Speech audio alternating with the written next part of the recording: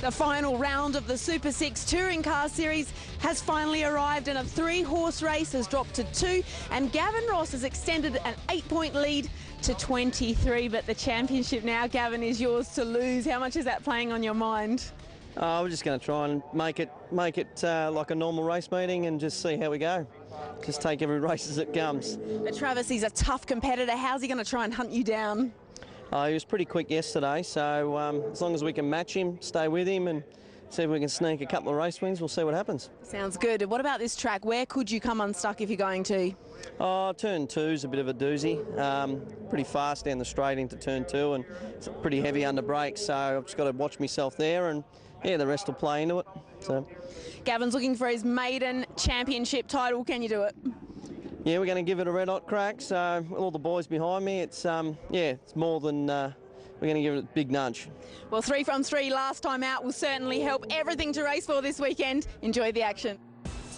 He's a great character, Gavin Ross, quiet, laid back, but when he gets into that bright green Commodore, he's always really good fun to watch. The Dial Before You Dig Australian Super 6 Touring Car Series has been one of the highlights of the Shannon's Australian Motor Racing Nationals this year. The racing has been competitive, the field's big, and the championship is pretty intense. Now, coming into the weekend, Gavin Ross held that margin, 870 to 847, on Travis Lindorff. Kane Baxter-Smith sat back in 3rd place after a win in race 1. However, Gary O'Brien, that margin has extended, and Gavin Ross looking pretty good to be the champion. Yeah, and despite the fact that it's a double points round for everyone, unfortunately we lost Travis Lindorff.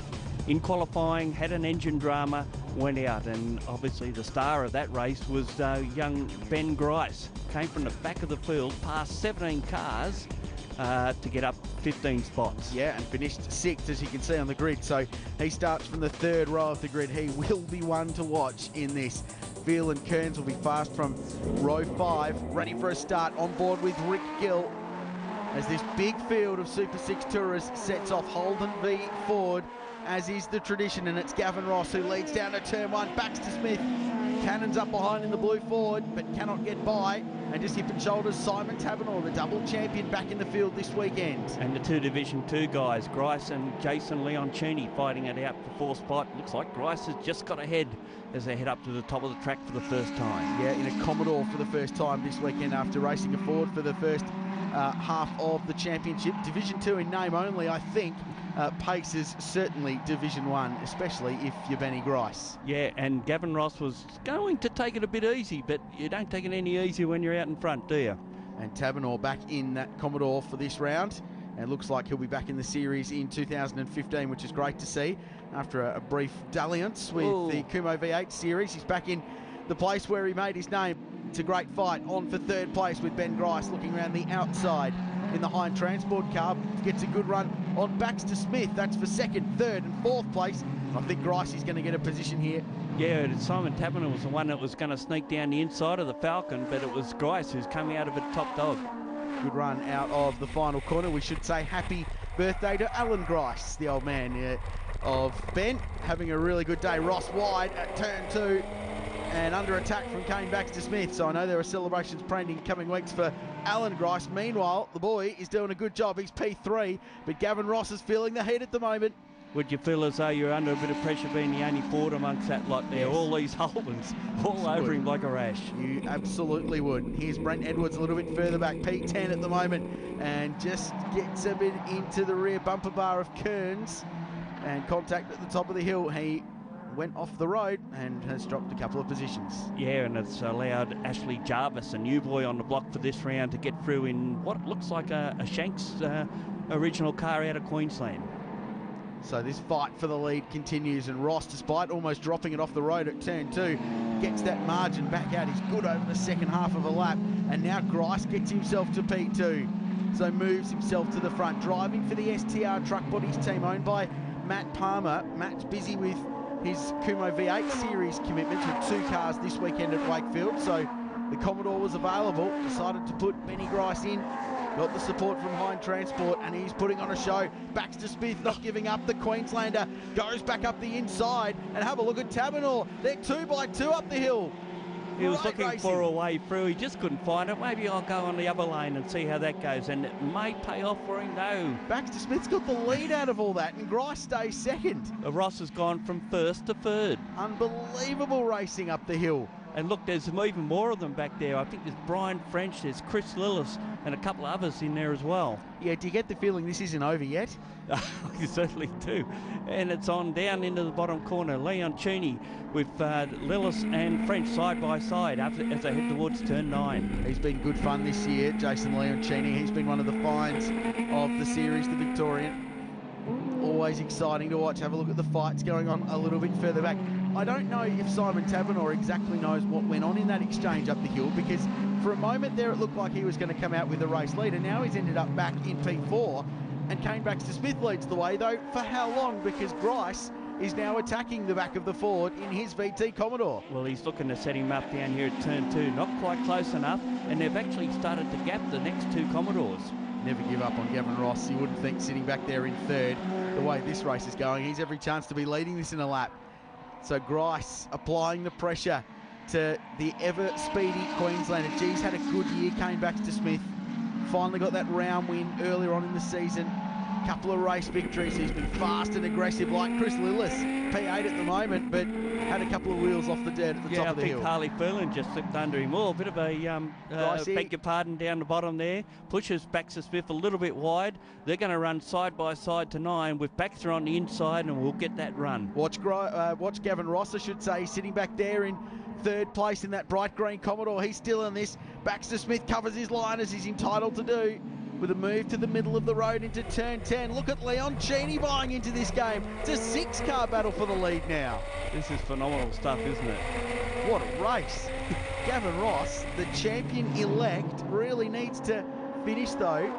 Just needs to get home. We should mention Travis Lindorf. What a shame. Blown engine weekend over, and that basically has helped the championship be decided, well, probably be decided in the favour of Gavin Ross, but he's still got to make sure he finishes these races. He cannot afford to DNF, and this was that great sequence a few laps ago. Yeah, that was Ross out of turn 2 much earlier on, but it's still on. Yeah, let's look here. No, nothing there. We'll go the other way. That's the tap on Kearns at the top of the hill from Edwards. Just helped him out the way just a little bit there, probably. And have a look at this. Ready? 2 by 2 they go. 1 Ford, 3 Holden, side by side on one of the tightest, twistiest racetracks in the country. No problems. Unreal. Still going on. This is where Baxter-Smith not only lost the lead, but went to the lead, I should say, but Ross not only lost the lead, but went back to P3. Back live. It's not a replay of the lap before. It is live. Grice going down the inside, gets into Kane. Almost turns him round, and Baxter-Smith holds on, and look at Gavin Ross trying to make it 3 wide. Bit of hip and shoulder on the start-finish straight. Well, it's still going on as he doesn't want to let him through, but I think the Commodore driver's just got a little bit more. He's coming whether he likes it or not. 2 wheels on the grass, and he kept it flat. And Kane drops it off the road at turn 2, the leader. And Grice will lead the race now. This could be very any last chance of Baxter-Smith winning a title could have just about gone then. Oh, look at Brent Edwards going up the side and turns him round to finish off a miserable lap for Kane Baxter-Smith from the lead to oblivion. Well, what do you say? Oh, well, I don't think there is much to say. What a motor race. This is unbelievable stuff in the season finale but one in the Australian Super 6 Touring Car Series, with thanks to Dial Before You Dig. You can only shake your head, I guess. That's the former race leader. Grice is in front. Ross is second. Leon Cheney third. What a drive. And have a look at the freight train for the race lead. The leaders are dueling around and crashing into each other. Everyone's bottled up to the back of the pack. And now Ben Grice is the 3rd different driver to lead this motor race. And Gavin Ross has been first, then back to 3rd, and he's now 2nd. He's still a shot in this motor race. He's just, by being consistent, I think, has got a chance at winning it. Yeah, you'd scratch your head when you got out of the car if you ended up winning this one, wouldn't you? You wonder how it happened. Yeah. It's like one of those endurance races with all the strategy and all the stuff going on. It's like Bathurst Gricey off the road, massive slide, and Ross leads. Well, Leon Cheney now in 2nd. Gricey's just done it on his own. Whether he's had some sort of a tyre dilemma or whatever from all the little hips and bumps that have happened along the way. This is more dramatic than the Bathurst 1000. I'm just throwing it out there. And the winner will have less of an idea about how he ended up winning it at the end. So here's a look at what went on down at turn 2. So Baxter-Smith went in too hot. We know that. He grabbed a brake and dropped it all on his own. But then a little bit further up the hill is where he got a helping hand when Edwards tried to make a gap that probably wasn't there in the truck phone's car and just turned the forward drive around.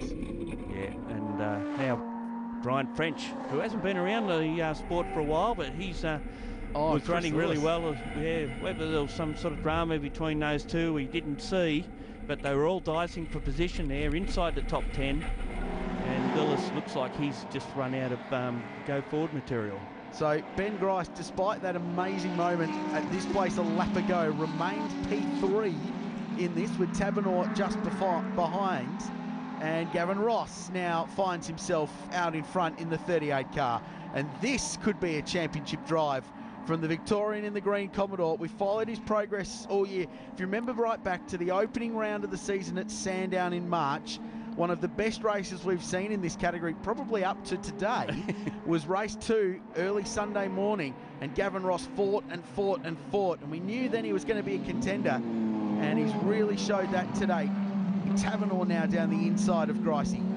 We've seen his Scandinavian flick up the top earlier, and obviously it's given him a bit more forward momentum as they come down to cross the line, and it looks like Jason Leoncini second. They're still side by side for third.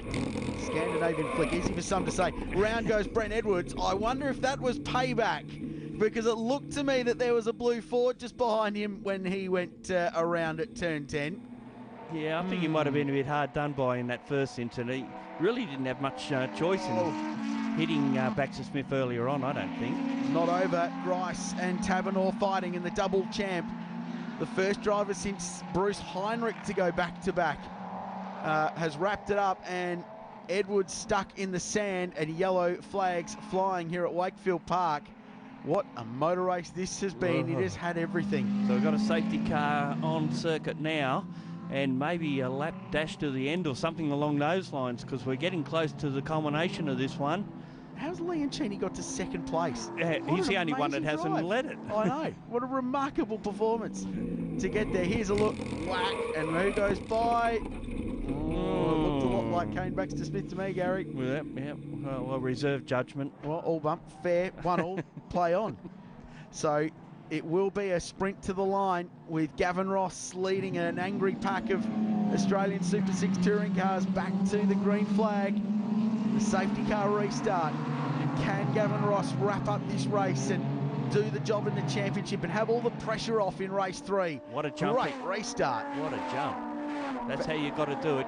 Nail that out of the last corner and just get that break. Yeah, and Leoncini caught napping. Taverneau goes up the inside, and so does Grice, and there's a bit of hip and shoulder, but he should go through there. Leoncini will drop at least one spot, make that 2 as Grice sweeps around the outside. These two had such a great race down at Winton. They were battling for a podium spot in the first race, and it went all the way down to the flag there, renewing their acquaintance, both in Black Holdens this time. The really well-presented car of Harley Phelan, the Clean Duck Racing entry just in behind, so he's in the mix as well. He's brought himself into this, and so is Kearns. He was off the road at the top of the hill halfway through this race, and all of a sudden he's looking at a potential top 6.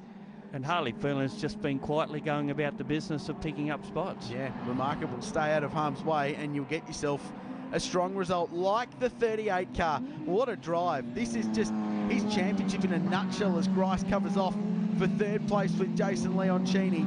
Checkered flag this time by a champion's drive from the new Super 6 champion, Gavin Ross. Will bring it home, win the race and seal the series ahead of the man who won it last year, Simon Taverneau, second in one of the races of the year. The Super 6 race of the year, in my opinion. Could be one of the best in the Shannons Nationals, full stop. Taverneau was second, as we said. Gricey outraced Leoncini in the last lap and got to the podium. Harley Phelan fifth, Kearns, Gill and Jarvis rounding out the top 8 with the walking wounded Kane Baxter-Smith and Bradley Moss rounding out the top 10. Yeah, I did a good job. The first couple of laps I think I was asleep coming into turn 2, but yeah, people looking after me, so it was a good race. I just want to try and win one, but I can't catch him, you know what I mean?